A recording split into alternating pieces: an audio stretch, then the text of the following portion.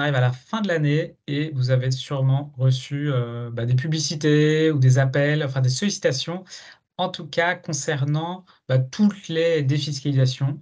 Et donc il y en a beaucoup qui, selon moi, sont plutôt des pièges et alors qu'il y a d'autres, supports qui peuvent être beaucoup plus intéressants à faire et on va parler dans cette vidéo en particulier, d'un élément dont je vous avais déjà parlé l'année dernière et même depuis 2020, c'est le plan épargne retraite. Et alors pourquoi je vous en parle en cette fin d'année? D'abord pour, vous faire un petit bilan de ce qui a marché, de ce qui a moins bien marché, mais aussi parce que là, en cette fin d'année, c'est la dernière ligne droite pour, faire 2 choses importantes. La première, c'est d'optimiser, vos versements si vous voulez en faire, si c'est intéressant pour vous, de bien optimiser vos plafonds. C'est quelque chose qui peut être un petit peu compliqué, enfin le diable est dans les détails. Deuxième sujet, parce que c'est la fin du, PER pour les mineurs, dont je vous avais parlé l'année dernière. Le PER, c'est aussi un outil de transmission. Voilà et donc là, vous avez plus que, quelques semaines en fait pour, pour, verser des sommes si vous le souhaitez dessus, en profiter parce que, à la fin de cette année, fin 2023, ce sera terminé. Voilà ce dont on va parler pour aujourd'hui. Alors, on va tout de suite commencer par, Heu, avant de rentrer sur les plafonds un peu, juste rapidement sur les pièges un peu. Moi je vous en parle là dans l'article, je vous mets en lien sur cette vidéo. Mais voilà, vous avez, par exemple, les FIP, les FPCI, les Sofica, certains mauvais, entre guillemets, «mauvais PER» parce qu'ils sont très, très chargés en frais. Les Pinel donc qui arrivent à la fin aussi, alors pas tous, mais on va dire une très, très grande majorité et des CPI fiscales.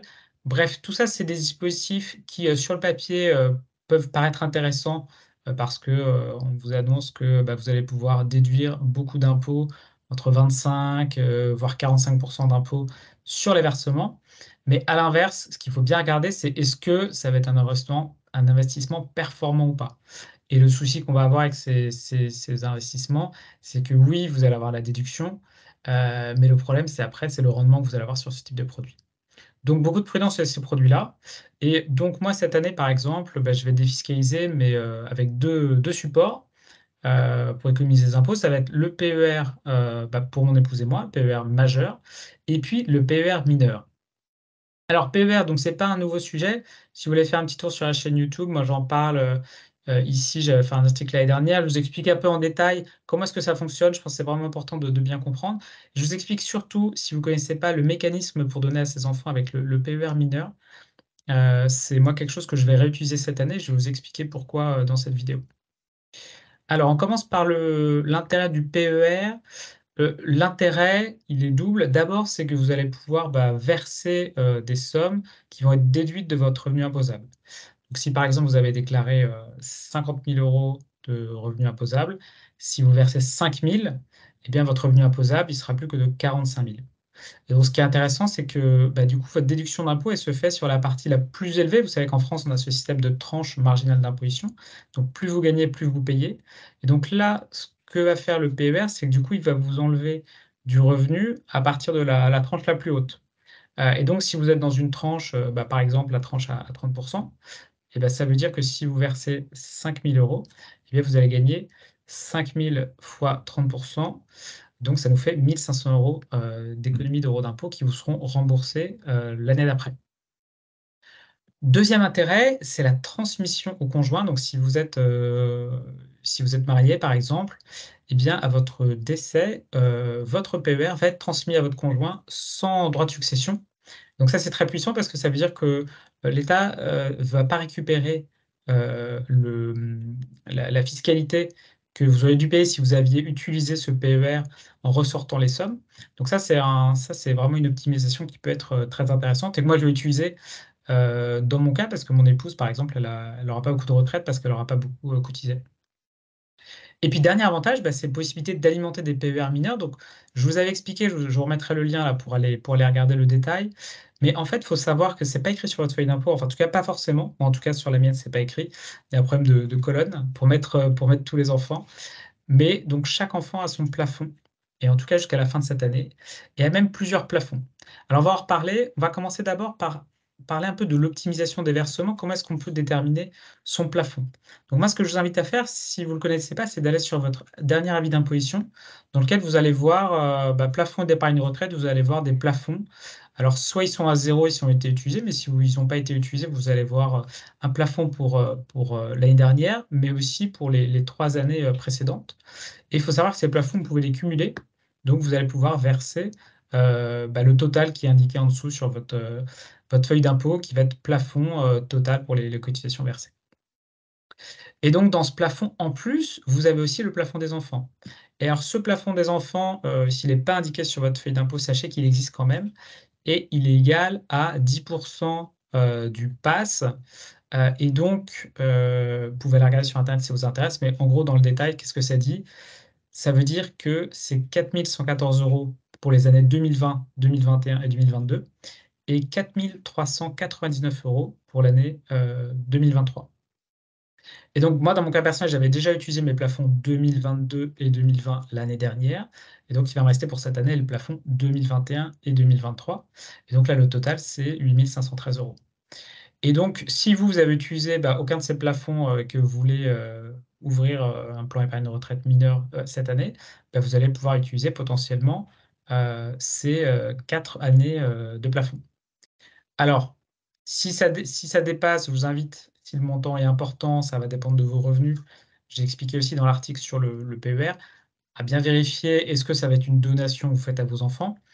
Ou pas, donc n'hésitez pas à en discuter avec votre notaire pour bien valider que c'est OK. Est-ce que vous devez faire une déclaration ou pas? Parce que ça peut être le cas si ça dépasse, si ça représente une part importante de votre patrimoine ou pas, ou de vos revenus.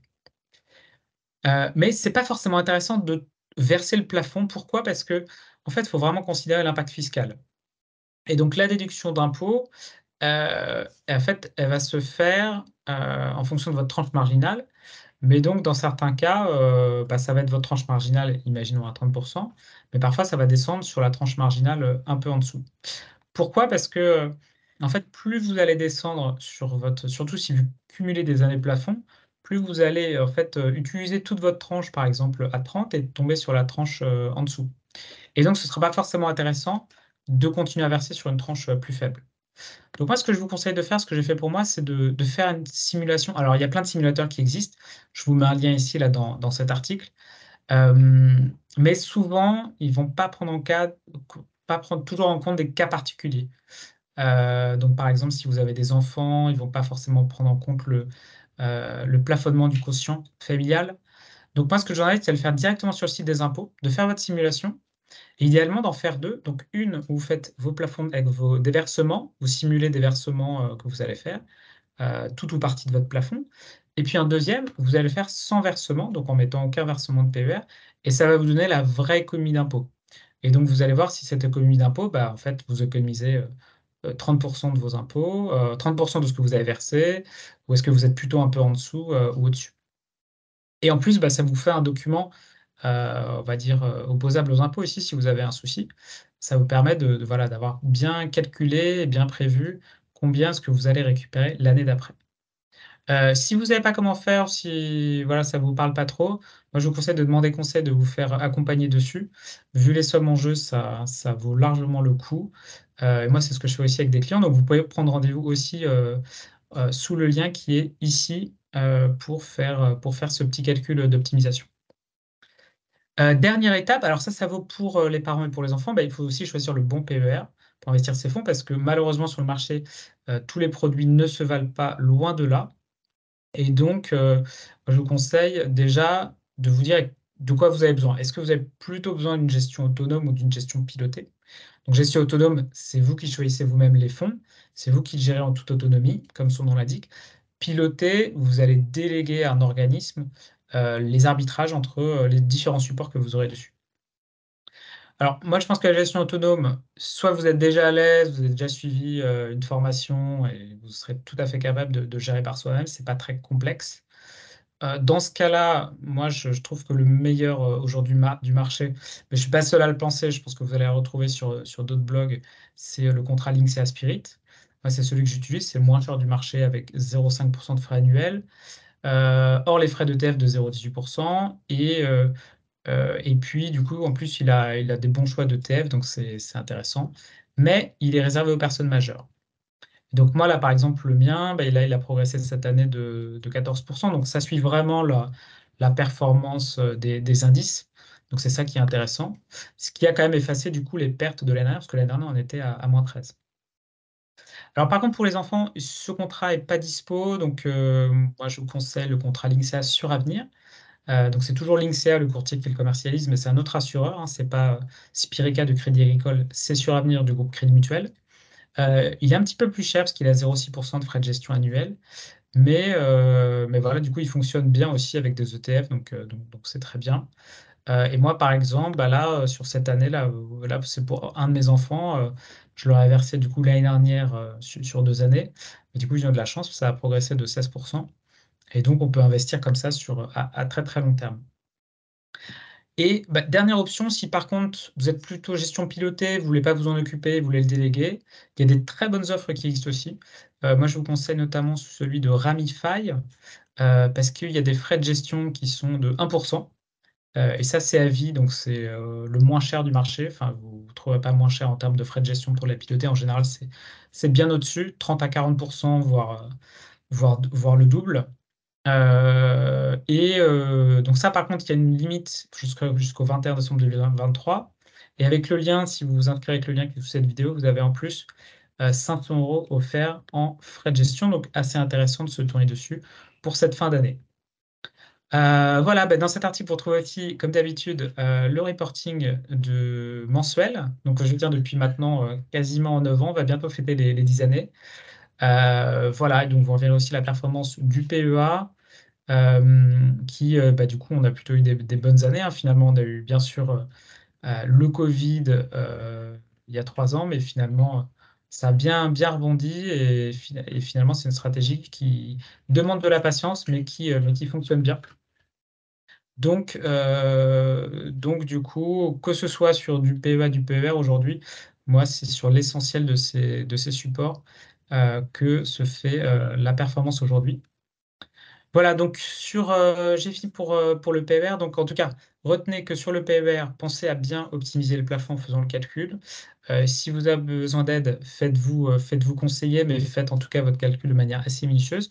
Dernière opportunité, plus que quelques semaines pour profiter du PER enfant. A priori, ce qui va se passer, c'est que pour ceux qui ont ouvert des PER enfants, et apparemment, on ne serait que quelques milliers en France, d'après le ministère des Finances. Euh, pour ceux qui l'ont fait, ces plans vont être gelés jusqu'à la majorité des mineurs. Et donc, on ne pourra plus faire de mouvement dessus, on ne pourra plus investir dessus. Et ça veut dire que peut-être, par contre, il y aura une fenêtre quand ils auront 18 ans, on pourra continuer à investir dessus. Ils resteront bien sûr toujours bloqués jusqu'à la retraite et seront toujours débloquables en cas notamment d'achat de résidence principale. Voilà, si vous avez aimé cette vidéo, mettez-moi un like et abonnez-vous pour recevoir la suite des vidéos. À très bientôt, ciao!